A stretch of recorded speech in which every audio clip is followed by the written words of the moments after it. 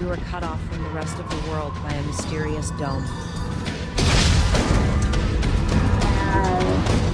Invisible, indestructible, and completely inescapable. Day 93 under the dome. What started as impolite behavior has devolved into a homicidal free-for-all, once seen only in inexpensive NASCAR. Let's ransack a government building!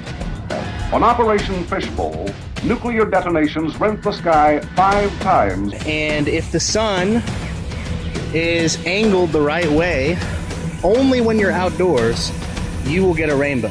So that's the first question. Why can you not simulate a rainbow indoors? There's a stipulation. You can create a rainbow indoors, but you need a mirror. You need a mirror to do a science test and create a rainbow inside. So I beg the question, if you need a mirror indoors, what's providing the mirror when you are outdoors? There is a mirror when you are outside to create the rainbow. And that mirror is the dome. It's catching sunlight and it's meeting itself to create all the various colors.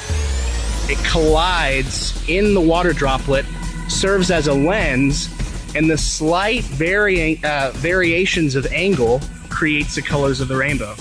A rainbow proves that there's a dome above your head.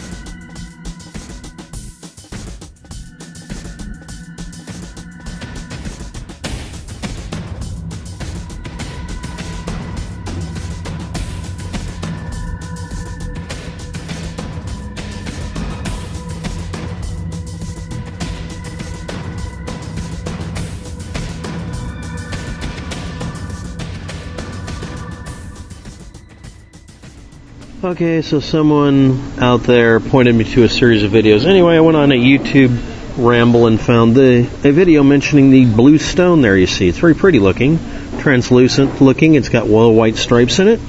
And it was mysterious and found by an archaeologist who couldn't explain it and somehow determined it was millions of years old and artificial somehow. So he had it analyzed. So it's not like there was a presumption of its age and it being artificial somehow. So here we go. It was supposed to be 77% oxygen, silicon, sodium, calcium, and carbon.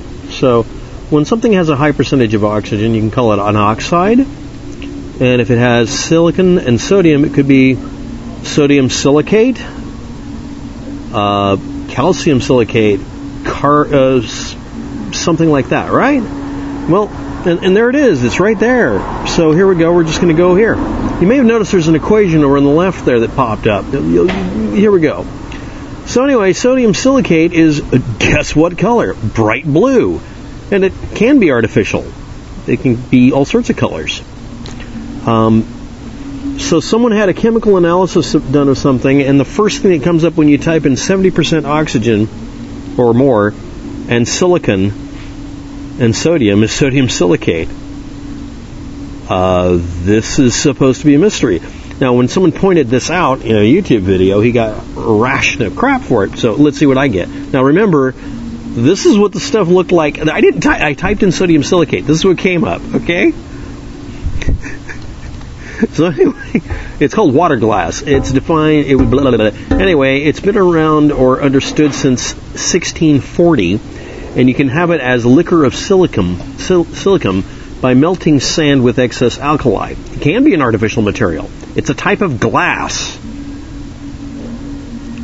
But you can do all sorts of other reactions to do it. It's been around since 1640 and it's artificially produced. And how would you age something like that? I mean, when you determine the age of things, you don't just base it on where you find it or how deep or its carbon-14 dating or anything. You test all sorts of things. What I am showing you is an image of the firmament, the flat earth, the dome, the thing that was stretched out in heaven, the thing that's mentioned in the Bible numerous times. Let there be an expanse in the midst of the waters, and let it separate the waters from the waters. And it goes on and on and on and on. And it's right there. It's right there directly in front of everybody, yet so many people don't want to believe this. If you keep looking and keep looking and keep looking at the stars, looking at the sun, looking at the moon like I have and like I do, you really start to come to the conclusion that everything that's above us isn't what we've been told whatsoever at all. For instance, why is it that when you're standing in front of the ocean looks greenish, but when you look at it from an airplane or from a drone or a balloon, the ocean is blue? And then conversely, when you're standing on the earth and looking up, the sky also looks blue. Well, maybe I found the reason, and I'm pretty sure I did. And this literally, no pun intended, just fell out of the clear blue sky into my lap today. It's really, really strange, but I think it's a bit of proof that I, for one, have never seen before, not even in the flat earth community. So check this out. It turns out in 1990, an Italian geologist, see, always good guys are Italian like myself, named Angelo Patonno was visiting Sierra Leone in the vicinity of the border of Guinea-Conakry to verify if a certain region of the country known as Kono was indeed rich deposit of diamonds.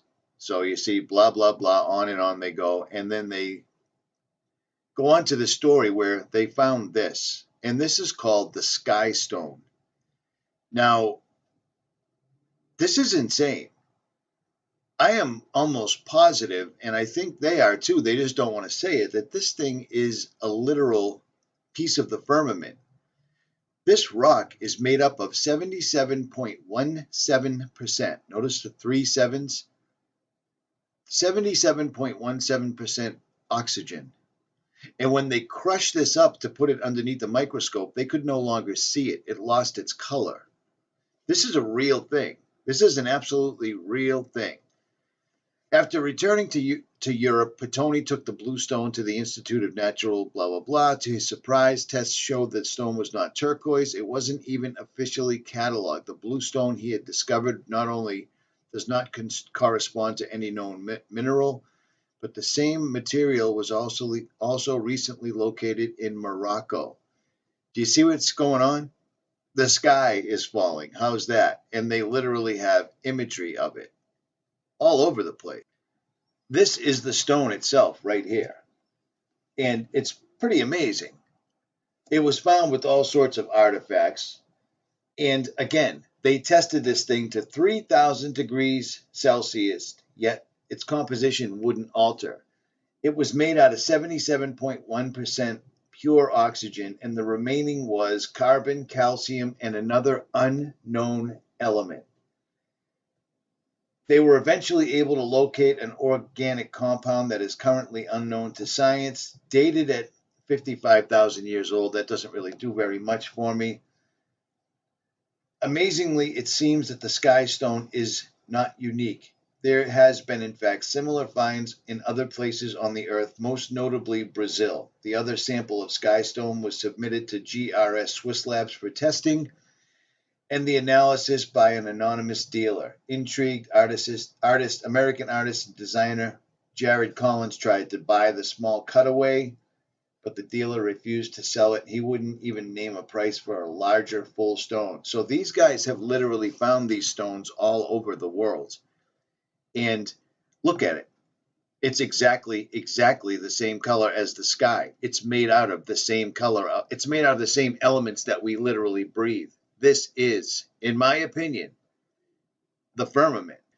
Now, lots of people will try to, what about the sun? What about the moon? In my opinion, the sun is incredibly close to us. And I can, I've got hours and hours and hours and hours and hours of footage of the sun and how close it is, how local it is, the sun doing odd things, what appears to be two suns, so forth and so on. And then there's people that have never-ending footage of the clouds behind the sun, the clouds behind the moon, so forth and so on. And now suddenly we're having this enormous solar eclipse Monday, and the shadow is going to pass from west to east, which if you had an object passing in front of another object, I guess you could cast a shadow from west to east.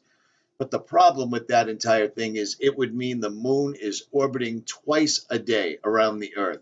And that's not what's going on, because I've got imagery of the moon sitting outside my house all day long in the clear blue sky. Clear blue sky. I got a funny feeling that this stuff has been around, that these guys know this, and the one true reason that they hide the flat earth, the one true reason that NASA is always doing their going to space puppet shows and, oh, people have the technology to see the moon now, but so we can't go back there. We lost the technology and it's upsetting, is because they know if they tried to pull another moon landing hoax, we have the ability to see if they actually landed there, and they can't have that. They're hiding God, and that's all there is to it. I don't know what else to tell you. Every other civilization knew it, and now they all laugh at anyone that questions this and says, well, this was proven 500 years ago. It was proven 500 years ago. No, it was a rumor that was started by wealthy, rich, elite people 500 years ago that didn't even have the ability to fly up and test their theory. And yet today the theory still stands, much like the theory of gravity, much like the theory and the testing that's been done on the Earth, showing that it's not even moving. Do you really believe that we're flying through outer space at 1,000 miles an hour, rocketing around the sun at 66? You know what I mean? It's all absolutely ludicrous and ridiculous, but I digress.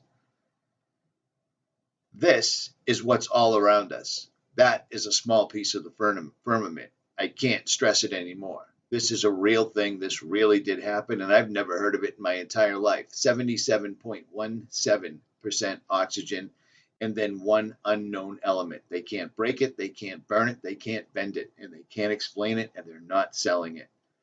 At any rate, links will be in the description. This pretty much wraps it up for me. I mean, it just wraps it up for me. There is no two ways about it. We are in aliens. They're simply fallen angels and demons, exactly like they look like. We are in an enclosed system. The sun, the moon, the stars are all things just like the Bible told us they were.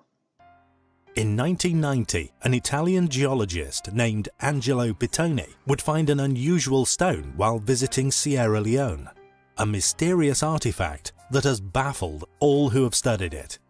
A local Fuller chief was said to have given it to Pittoni, a blue stone with mysterious white lines upon its surface. After returning to Europe, Pittoni took the stone to the Institute of Natural Sciences of Geneva and then University La Sapienza in Rome for further analysis. To his surprise, tests revealed that it was not a turquoise, or indeed anything that could officially be identified. Furthermore, the blue stone didn't correspond to any known mineral. But the most intriguing thing is its color. Researchers still do not understand how the stone has acquired or retained its color. This even though several universities and laboratories have analyzed the artifact at great length. It seems its color remains a mystery. Mysteriously, at the University of Utrecht, the stone underwent several tests with use of strong acids, but none of the acids could affect the stone. It was even heated to over 3,000 degrees Celsius, yet its composition wasn't altered. When a small piece of the stone was pulverized and viewed under the microscope, it curiously lost its color. Now known as the Sky Stone, according to analysis, an amazing 77.17% of the stone is somehow made of pure oxygen. The remaining percentage was divided between carbon, calcium, and another unknown element. When researchers crushed a piece of the sky rock and mixed it with acetone, hexane, and methylene, and then enhanced the extractions with ultrasound, they were eventually able to locate an organic compound that is currently unknown to science. Dated at 55,000 years old, just what is the Sky Stone? How could it possibly be made mostly of oxygen? Is this stone a past remnant left by a once advanced civilization? Or maybe its origins are not even local to Earth? Amazingly, it seems that Pittoni's Sky Stone is not unique. There has in fact been similar finds in other places of the Earth, most notably Brazil. The other sample of Sky Stone was submitted to GRS Swiss Labs for testing and analysis by an anonymous dealer. Intrigued, American artist and designer Jared Collins tried to buy the small cutaway piece from the dealer so he could study it further, but the dealer refused to sell it. He wouldn't even name a price for the larger full stone. It seems there are indeed other exhibits of this curious stone, made mostly of pure oxygen, in existence, yet the mystery surrounding their makeup and origin persists to this day.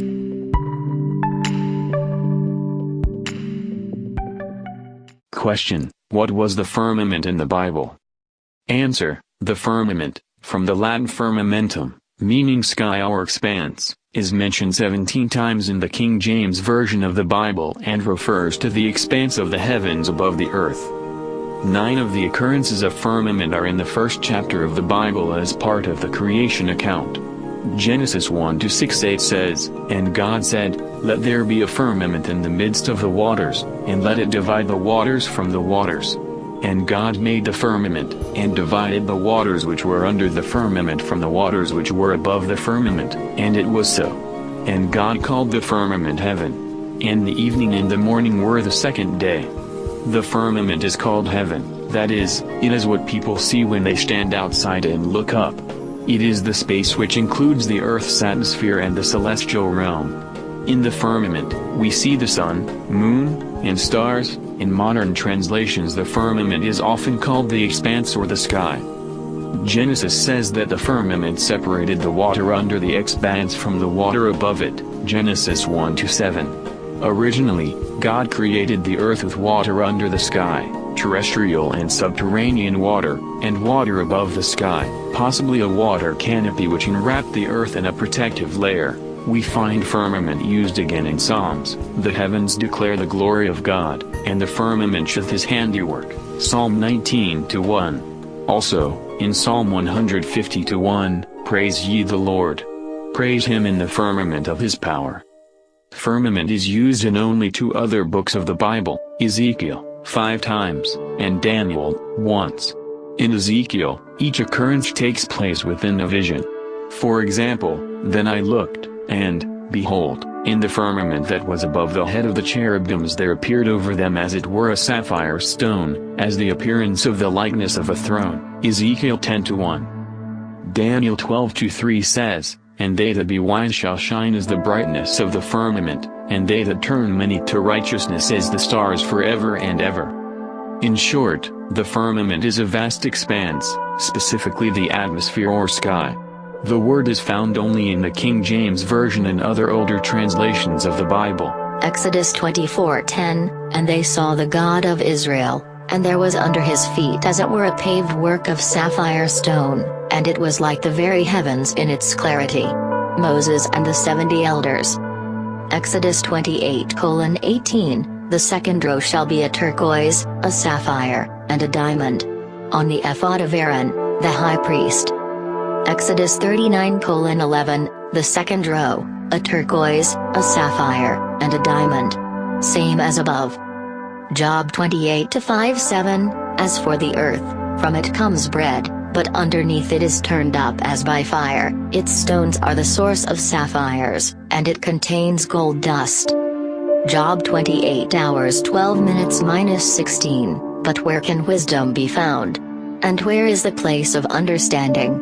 Man does not know its value, nor is it found in the land of the living. The deep says it is not in me, and the sea says, it is not with me. It cannot be purchased for gold, nor can silver be weighed for its price. It cannot be valued in the gold of Ophir, in precious onyx or sapphire." Speaking of wisdom. Song of Solomon 5:14, "His hands are rods of gold set with beryl. His body is carved with ivory inlaid with sapphires. My beloved." Isaiah 54:11, "O you afflicted one, tossed with tempest, and not comforted, behold I will lay your stones with colorful gems, and lay our foundations with sapphires." Speaking of the church. Lamentations 4-7, "Her Nazarites were brighter than snow and whiter than milk, they were more ruddy in body than rubies, like sapphire in their appearance." Ezekiel 1:26, "And above the firmament over their heads was the likeness of a throne, in appearance like a sapphire stone, on the likeness of the throne was a likeness with the appearance of a man high above it." The prophet's heavenly vision. Ezekiel 10:1, "And I looked, and there in the firmament that was above the head of the cherubim, there appeared something like a sapphire stone, having the appearance of the likeness of a throne. Ezekiel 28:13, you were in Eden, the garden of God, every precious stone was your covering, the sardius, topaz, and diamond, beryl, onyx, and jasper, sapphire, turquoise, and emerald with gold. The workmanship of your timbrels and pipes was prepared for you on the day you were created. Lucifer. Revelation 21:19, and the foundations of the wall of the city were adorned with all kinds of precious stones. The first foundation was jasper,